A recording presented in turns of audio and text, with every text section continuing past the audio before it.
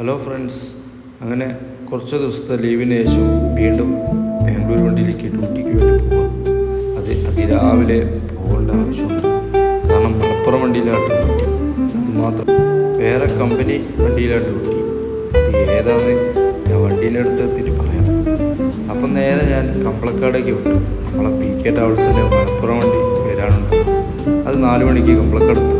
അപ്പോൾ അതിൽ കയറി നേരെ മലപ്പുറം പോയി ഇറങ്ങാനുള്ള പ്ലാനിങ്ങിലാണ് ഞാൻ നേരെ രാവിലെ കമ്പളക്കാടത്തെ രാവിലത്തെ അവസ്ഥയാണ്.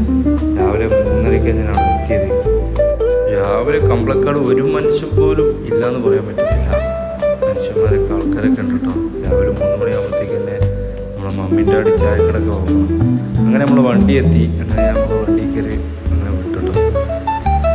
അങ്ങനെ ഞങ്ങൾ ചുരത്തിലെത്തി. ചുരത്തിലത്തെ അവസ്ഥ ഇതാട്ടോ, നല്ല മൂടൽമഞ്ഞൊക്കെ ഉണ്ട്, നല്ല ക്ലൈമറ്റ് ആട്ടോ ഈ സമയം അവിടെ. അങ്ങനെ നേരെ കോഴിക്കോട് 6 മണിയായപ്പോൾ നമ്മളെ PK ട്രാവൽസ് വണ്ടി എത്തി. പിന്നെ അവിടെ നിന്ന് നമ്മളെ ആവിദാട്ടോ വണ്ടി വിട്ടത്. അതുവരെ ശിജോട്ടനാണ് വണ്ടി ഓടിച്ചത്. അങ്ങനെ ആവിദും ഞാനും കൂടി വർത്താനൊക്കെ പറഞ്ഞ്. ആവിദിൻ്റെ വീട് മലപ്പുറത്ത് തന്നെയാണ് കേട്ടോ.